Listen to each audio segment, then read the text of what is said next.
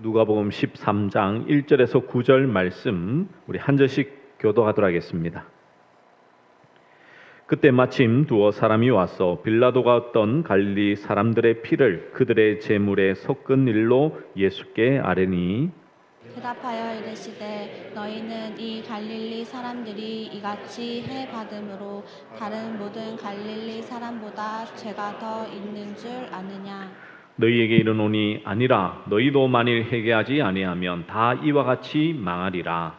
또 실로암에서 망대가 무너져 치어 죽은 18사람이 예루살렘에 거한 다른 모든 사람보다 죄가 더 있는 줄 아느냐. 너희에게 이르노니 아니라 너희도 만일 회개하지 아니하면 다 이와 같이 망하리라.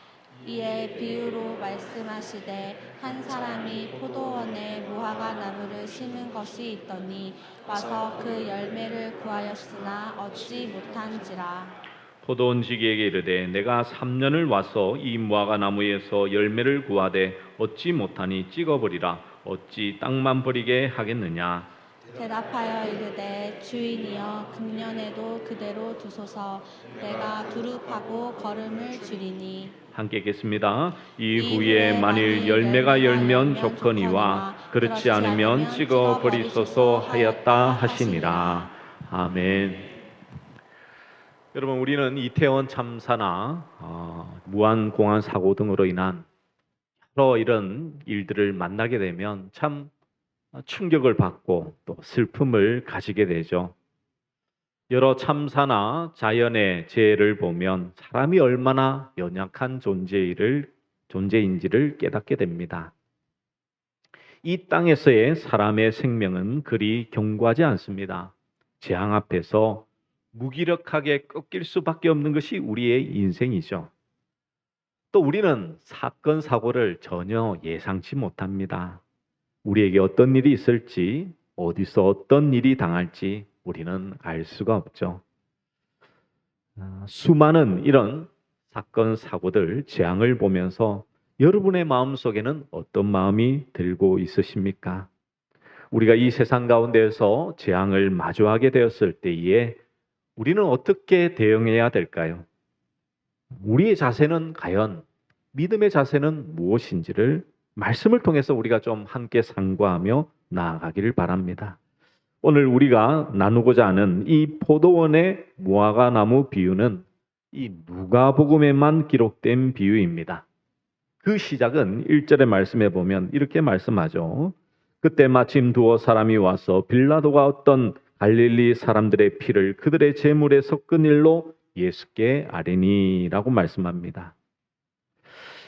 두어 사람이 예수님께 찾아와서 질문하는 거예요. 묻습니다.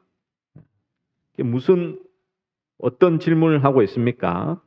개역 성경을 보면 조금 이해가 떨어질 수 있는데요. 쉬운 성경을 보면 이렇게 말씀합니다. 어떤 사람들이 예수님께 와서 빌라도가 갈릴리 사람들을 죽여 그 피가 저희에 드릴 희생 제물과 뒷범벅이 되었다는 소식을 전해 주었습니다. 라고 번역하고 있죠.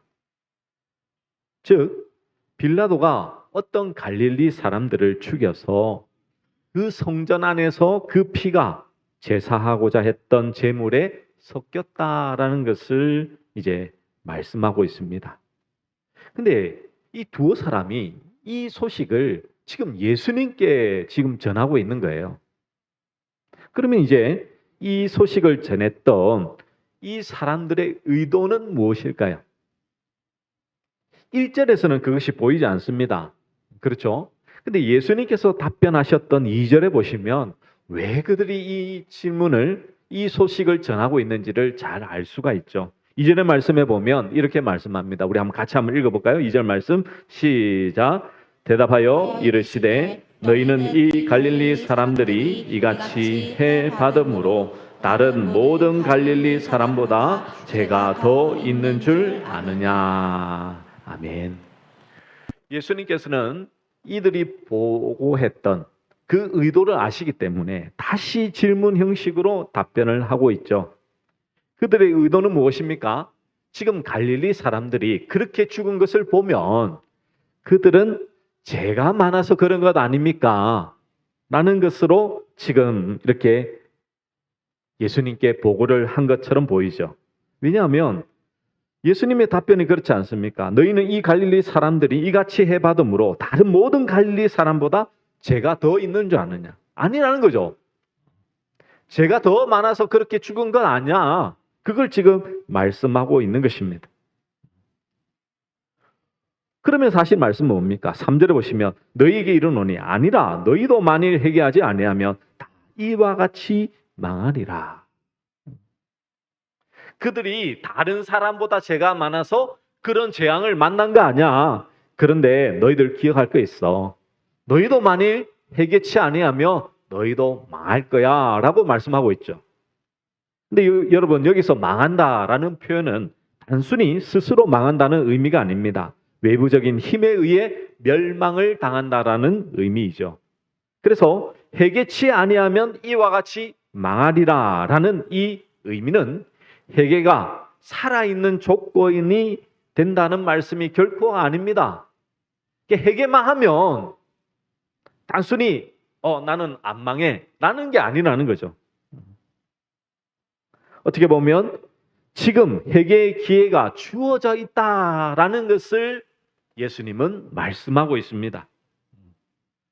만일 이거는 if죠. if 조건입니다. 조건. 회개하지 아니하면 이와 같이 멸망을 당하기 때문에 너희가 뭐 하라는 것입니까? 회개의 기회, 회개의 은혜의 자리로 나오라는 것이죠. 그러면서 예수님은 또 한 가지 사건을 예수님이 이제 덧붙여서 말씀하십니다. 4절에 보시면 또 실로암에서 망대가 무너져 치어 죽은 18사람이 예루살렘에 거한 다른 모든 사람보다 죄가 더 있는 줄 아느냐라고 하시죠. 여러분 이 사건도 아주 큰 사건인 것 같아요.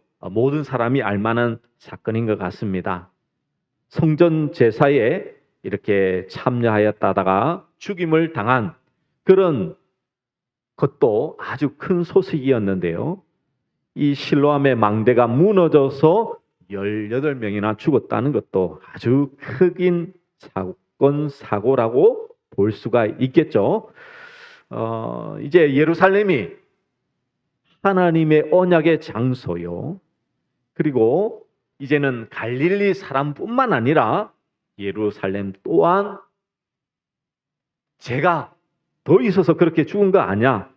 그런데 너희가 뭐라고요? 5절에 보시면 다시 3절의 말씀을 반복합니다. 너희에게 이르노니 아니라 너희도 만일 회개하지 아니하면 다 이와 같이 망하리라. 그 말씀은 무엇입니까? 갈릴리 사람들, 사건 사고를 당했던 갈릴리 사람들이나 예루살렘 사람이나 너희도 동일한 죄인이란 뜻이겠죠. 그런데 동일한 죄인인데 회개치 아니하면 다 망할 것이다라는 것을 예수님은 말씀하고 있습니다. 그러면 이제 우리가 한번 생각해 보면요, 이제 재앙에 대해서 우리 신자가 생각할 것이 두 가지가 있음을 우리가 분명히 이제 알아야 되겠죠. 첫 번째는 태풍과 지진 같은 자연적인 재앙이나 사람들의 잘못으로 일어나는 재난에는 신자나 불신자의 결코 구별이 없음을 기억하셔야 됩니다. 그렇죠? 여러분 믿는 자들도 이 크나큰 재난과 또 여러 가지 재앙이 왔을 때에 나는 거기에는 아무런 상관없어라고 할 사람이 없습니다. 만에 하나 이 경제적인 공황이 왔을 때 나는 재정적인 문제가 없다라고 하는 사람 없잖아요. 다 이게 여러 가지 부분에 있어서 우리는 항상 환경에 영향을 받게 돼 있습니다. 이거는 불신자나 신자나 다를 바가 없죠. 하지만 예외가 있기도 합니다. 신자의 경우에는 하나님의 특별한 은혜로 말미암아서 그 모든 상황 속에서도 하나님의 보호하심과 역사하심을 경험할 때가 있죠. 근데 이것을 역으로 생각해 보면 하나님의 특별한 목적 가운데서 그 은혜를 베푸신다는 것은 반대로 생각하면 회개치 않는 자들에게 하나님께서는 특별한 벌을 내리시기도 한다라는 의미를 가지고 있습니다. 이 이중적인 의미죠. 이중적인 의미. 오늘 말씀도 마찬가지잖아요. 보시면 지금 갈릴리 사람들이 제사를 드리다가 죽었어요. 근데 예수님의 말씀은 너희에게 이르노라. 아니라 너희도 만일 회개하지 아니하면 다 이와 같이 망하리라. 그 말은 무엇입니까? 물론 그 사람이 다른 사람보다 죄가 더 많아서 그런 것은 아니지만 회개치 아니하면 이와 같은 심판을 당할 수도 있다라는 것을 말씀하고 있죠. 여러분, 이 갈릴리 사람들, 갈릴리 지역을 좀 이해할 필요가 있습니다. 이 갈릴리 지역은요, 이방의 나라와 붙어 있는 북쪽의 지역이죠. 그렇다 보니 항상 좀 이방인들과 대치를 하면서 한가하는 지역이었습니다. 열심당원이 많았던 지역이었죠. 이 로마에 항거했던 급격한 사람들이 많았던 그들이었고, 그들이 이제 예루살렘에 와서 성전에 와서 제사를 드리다가 아마 빌라도에게 잡혀서 죽은 것 같습니다. 근데 생각해 보면 이 빌라도는요, 하나님을 전혀 알지도 경배도 하지 않았던 자입니다. 하나님을, 아니 타 종교의 신을 조금이라도 존중하면 그렇게 할 수 없겠죠. 그런데 여러분 가만히 한번 따져보십시오. 지금 이 사건에 있어서 가장 나쁜 사람은 빌라도입니다. 근데 예수님은요, 빌라도에 대해서 지금 책망하시는 것은 아니죠. 이야기하는 것 아닙니다. 어떻게 보면 그 빌라도와 이 열심당원을 동일한 관점에서 보고 있음을 하나님은 분명히 말씀하고 있다라고 이해할 수 있죠. 왜 그렇습니까? 자신들의 인간적인 계획을, 그리고 성전에서 열심히 예배드리며 끝까지 고집하는 불신자를 통해서 지금 하나님은 심판하시기도 한 장면이잖아요. 지금 하나님께 제사를 드리려고 나왔는데 어떻게 됐다고요? 이 빌라도에게 믿지 않는 이방인에 의해서 지금 심판을 뭐한 겁니까? 당한 거잖아요. 그러면 하나님의 입장에서는 이 둘을 뭐하고 있냐면 동일한 선상에서 보고 있는 것이죠. 그렇다는 것은 무엇입니까? 성전에 나와 하나님의 뜻은 겸비하게 묻지 않고 로마를 왜 하루빨리 무찌러 주지 않느냐라고 떼를 쓰는 거, 그것은 결코 하나님이 바라시는 것이 아니다라는 것을 알 수가 있어야 되는 것입니다. 동일 선상에서 하나님 바라보고 있다니까요. 실로암의 망대가 무너진 사건도 마찬가지죠. 빌라도가 성전고에서 불법으로 탈취한 자금으로 건축한 수로의 일부분이었던 망대가 무너지는 바람에 그 일에 종사했던 노동자들이 죽게 되었습니다. 이 사건도 어떻습니까? 당연히 어떻게 보면 이 빌라도가 잘못해서 성전에서 돈을 착복해서 그 공사를 저지르는 바람에 이런 일이 있다라고 생각할 수 있습니다. 근데 죽은 사람은 그 밑에서 일하던 사람이었어요. 분명히 성전에서 또 다른 이 종교의 이제 성전에 손을 댄 것은 잘못한 일이죠. 근데 하나님은 그를 벌하지 않으시고 그 밑에 있었던 사람들을 벌하셨다라고 볼 수 있는 장면입니다. 잘못한 것은 빌라도입니다. 그런데 사건 사고를 당한 것은 그 밑에서 일했던 사람들이었죠. 물론 그 인부들 중에는요, 어떻습니까? 잘못한, 정말 하나님의 성전에 돈을 가지고 했던 잘못한 일인 것을 알면서도 한 사람도 있을 거예요.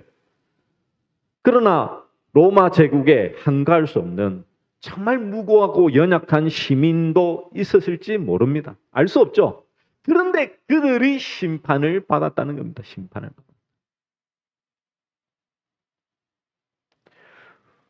우리가 현재 일어나는 여러 가지 일들도 마찬가지지 않습니까?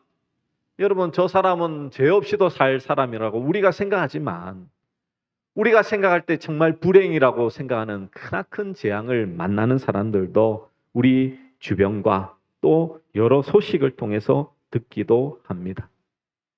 그럴 때에 우리가 생각할 것은 뭐냐는 것이죠. 단순히 저 사람은 죄가 많으니까 저런 일을 당했고 나는 괜찮아라고 하는 생각은 너무나도 잘못되었다는 것이죠. 그 사건 사고를 통해서 분명히 하나님께서 심판하시는 심판도 있을 수도 있고요. 그 반대로 정말 하나님께서 그 일을 통해서 뭔가를 나타내시고 드러내시고자 가만히 있을 수도 있습니다. 그건 인간이 아무런 판단을 할 수가 없죠. 그러면 우리가 이 재앙을 만날 때 과연 우리는 어떻게 생각해야 되냐고요.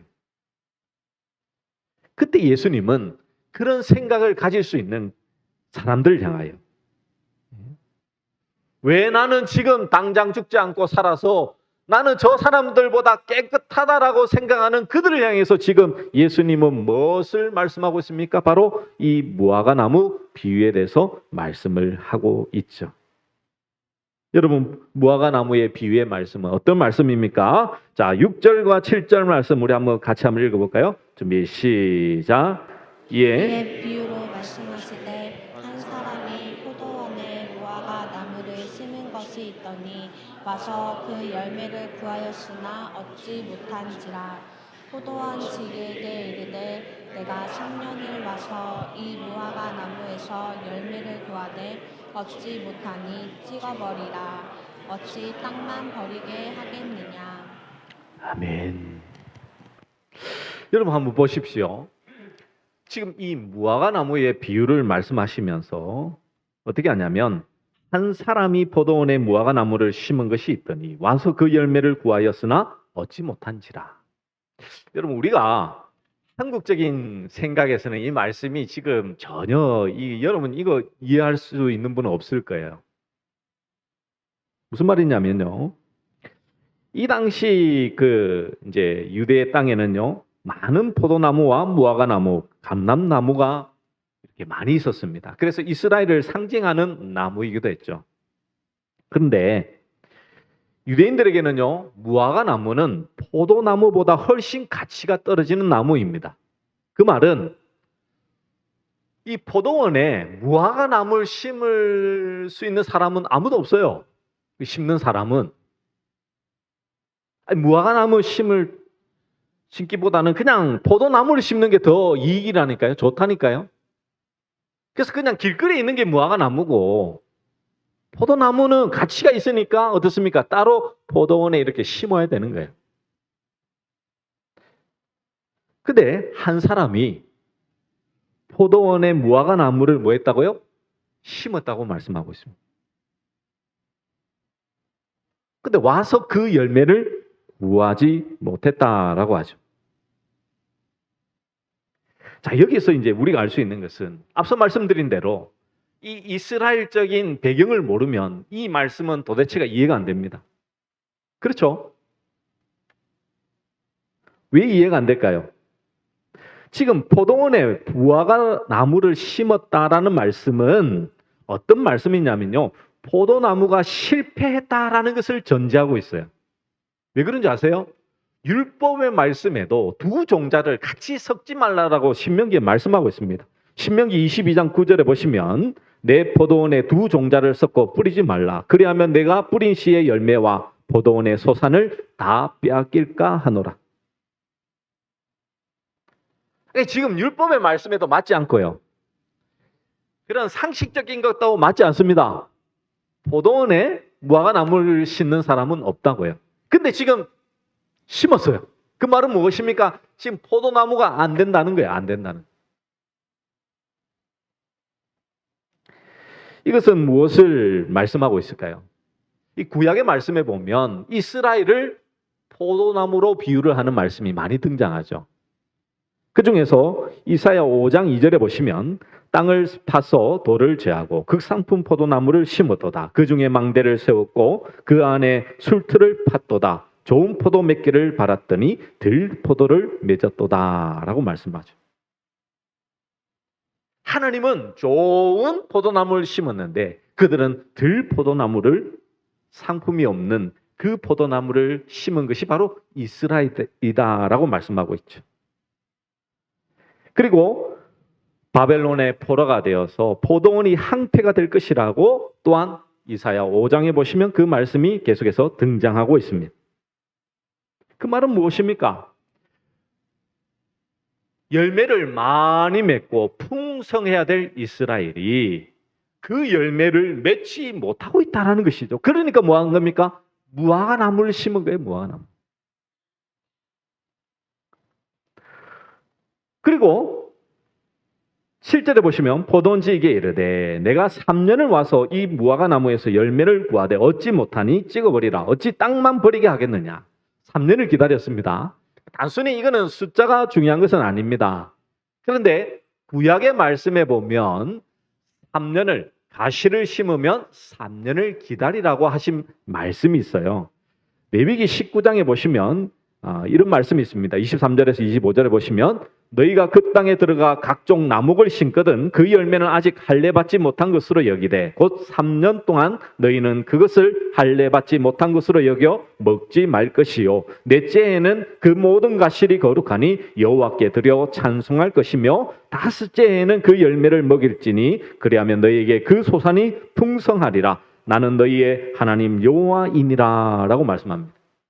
3년 동안은 할례 받은 기간이기 때문에 먹지 말라는 거예요. 3년이 지나면 이제 먹으라고 말씀하고 있습니다. 그것은 여러분 할례라는 것이 남자의 생식기를 이렇게 잘라내면서 세상의 것, 죽음을 잘라내고 이제 하나님의 언약 백성 되었음을 나타내는 것이 할례의 상징적인 의미였잖아요. 그것처럼 3년 동안은 이제 세상의 것을 이제 아무리 열매가 맺혀도 그거나 먹지 않는, 잘라내는 거예요. 그래서 4년째 하나님께 드리게 되고 그렇게 하는 것입니다. 이 3년 동안 기다렸는데 열매가 안 맺은 거예요. 그때 이제 찍어버리라고 말씀합니다. 3년이 지났으면 열매를 맺어 나가야 되니까 우리는 흔히 이제 이 말씀을, 비유의 말씀을 가지고 우리는 전도의 열매, 삶의 열매를 생각하고 열매를 맺기 위해 열심을 내어야 된다라고 적용을 할 때가 많죠. 근데 그것은 진정한 이 비유의 말씀의 의미가 아닙니다. 왜 그러냐면요. 이제 8절, 9절 말씀이 있기 때문에. 8절, 9절 말씀 우리 한번 같이 한번 읽어볼까요? 준비, 시작. 대답하여 이르되 주인이여 금년에도 그대로 두소서. 내가 두루 파고 거름을 줄이니 이후에 만일 열매가 열면 좋거니와 그렇지 않으면 찍어 버리소서 하였다 하시니라. 아멘. 여러분, 오늘 이 포도원 지기가 하는 말은 무엇입니까? 금년에도라고 하는 것은 금년이 마지막이라는 의미는 아니죠. 그 다음 해도 포도 열매가 없으면 계속 그렇게 요구할 것이지만 언젠가 그 기한이 차면 어떻게 하라는 거예요? 찍어버리라는 것입니다. 여러분 3년이라는 것은 기간을 정한 게 아닙니다. 언제인지 모르는 마지막은 있다는 거예요. 심판의 때가 있다는 것입니다. 그런데 여기서 보시면 8절에 보시면 금년에도 그대로 두소서라고 말씀하죠. 여기서 이 단어는요, 그대로 두다, 용서하다라는 의미를 가지고 있는데 이 말씀을 예수님께서 어디서 하셨냐면 십자가상에서 하셨어요. 누가복음 23장 34절에 이렇게 말씀합니다. 이에 예수께서 이르시되 아버지 저들을 사하여 주옵소서. 자기들이 하는 것을 알지 못함이니이다. 여기서 사하여 주옵소서. 이 단어가 뭐라고요? 그대로 두소서라는 말씀입니다. 동일한 말씀입니다. 그 말은 무엇입니까? 하나님 아버지께서 원하는 열매를 맺을 수 없는 죄인들을 대신하여 예수님께서 자신의 십자가로 온전한 열매를 드림으로 죄인들을 심판하지 말고 그대로 두시라고 용서해달라고 하나님 앞에 간구하고 있는 것이죠.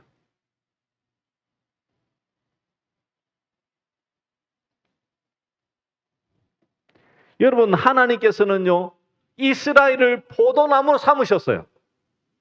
하나님께서 원하시는 그 열매를 맺을 줄 알았지만 맺었습니까? 아니요, 못 맺었어요. 그래서 참 포도나무이신 예수님이 이 땅에 오셨죠. 그리고는 예수님께서는 진정한 하나님께서 기뻐 받으시는 열매가 되셔서 십자가에 죽으심으로 무엇을 말씀하시다고요? 그대로 두소서. 저들을 용서하여 주시옵소서. 그렇게 하나님 앞에 간구하고 있더라는 거예요.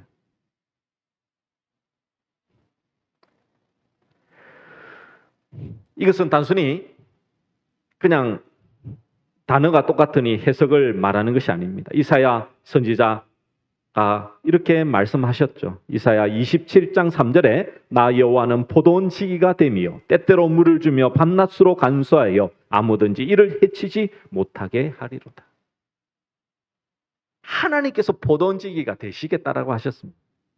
그런데 그 하나님이신 예수님이 이 땅에 오셔서 하나님이 기뻐 받으시는 열매 되셔서 십자가에 죽으심으로 우리를 뭐 하셨다고요? 용서해 주셨다. 그대로 두게 하셨다. 그런데 그대로 두는 것으로 끝이 아니라 결국은 찍어버리는 기회가 온다. 무엇이에요? 심판의 때가 있다라는 것을 분명히 말씀하고 있습니다. 그래서 이 비유를 통해서 우리에게 하시는 말씀은 무엇입니까? 죄가 있음에도 불구하고 빌라도에 의해 죽임을 당한 갈릴리 사람들이나 실로암 망대에 의해 죽임을 당한 예루살렘 사람들과 같이 당장 죽지 않고 내가 살아가는 것은 아직 기회가 주어졌다라는 뜻이죠. 그래서 내가 지금 그 재앙을 만나지 않고 살아가는 이 의미는요, 뭐냐면 지금이 바로 은혜의 기간이라는 것을 깨달아 알아라는 것입니다. 이 은혜의 기간은요, 무한정 주어져 있는 것이 결코 아닙니다. 지금 갈릴리 사람들이나 예루살렘들과 같이 당장 죽지 않는 것은 죄가 없어서가 아니라 은혜의 기회 안에 있기 때문이죠. 기회 안에 있기 때문에. 여러분, 우리는 흔히 그러면 이제 회개하고 믿으면 우리는 천국 간다라고 단순하게 생각하시지만 그렇지 않습니다. 잘못을 뉘우치는 그것이요 회개가 아니라는 것을 여러분 너무나 잘 아지 않습니까? 십자가에서 지신 예수 그리스도가 자기 백성을 찾으시기 위하여 오시는 것이 회개예요. 오시는 것이 회개예요. 그래서 여러분 10년, 20년, 30년, 50년을 교회를 다녀도 그 마음속에 예수 그리스도가 믿겨지지 않는 그 사실은요, 우리의 인간의 힘으로는 결코 얻을 수 없는 것이기 때문입니다. 이 은혜의 기간 안에 하나님이 나를 찾아오셔서 나를 살리시는 그것이 진정한 은혜임을 아는 자, 그것이 진정으로 하나님의 복된 자임을 여러분은 진정으로 깨달으시기를 간절히 축복합니다. 그래서 여러분 진정으로 우리가 재앙을 보는 거, 우리가 볼 때도 이 유대인들과 똑같이 나는 저런 사강 안 당했으니까 하나님 난 복을 받았네 라고 생각하는 것은 정말 무지의 사람이죠. 무지의 사람. 지금 하나님께서는 은혜의 기간으로 우리에게 이 시간을 주었는데 내가 그 은혜를 누리지 못하고 있는 것이 진정한 가장 큰 재앙임을 여러분 진정으로 깨달아 알아야 되지 않겠습니까, 여러분?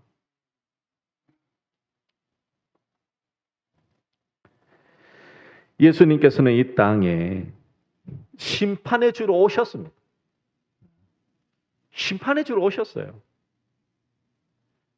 우리를 구원하신다는 것은 심판이 있다라는 의미잖아요, 여러분. 심판이 있어야 구원이 있죠.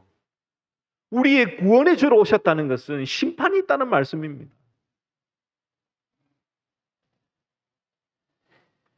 예수님은 자기 백성들을 대신하여 십자가에서 이미 홀로 심판을 받으셨죠. 그 홀로 받으심으로 우리는 이제 어떻게 된 것입니까? 주 안에서 참다운 구원의 은혜를 경험한 자 된 것 아닙니까?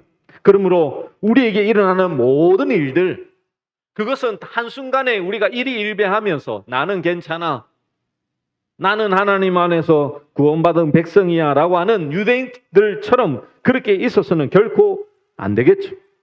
십자가를 바라보며 진정한 예수 그리스도의 구원을 소망하며 살아가는 거, 지금 내 안에 그 십자가의 은혜가 지금 살아 역사되어지는 것이 진정한 하나님의 복임을 진정으로 깨닫는 것이 우리 믿음의 사람이라는 것을 꼭 기억하시는 모든 믿음의 종들 되시기를 간절히 축복합니다. 네, 우리 말씀을 기억하며 우리 오직 예수뿐이네 함께 찬양을 하겠습니다.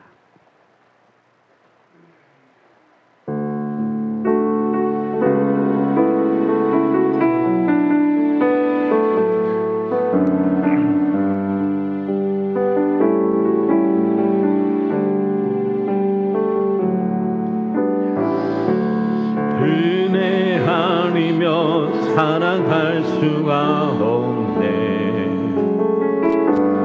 복음마저도 나 주의 것이니 세상 평안과 위로 내게 없어도 예수, 오직 예수뿐이네. 그 싱에 나 볼 수도 없고 작은 고난에 지쳐도 주께 묶인 나의 모든 삶 버티고 견디게 하시네. 은혜 아니면 사랑할 수가 없네. 나의 모든 것 다 주께 맡기니 참된 평안과 위로 내게 주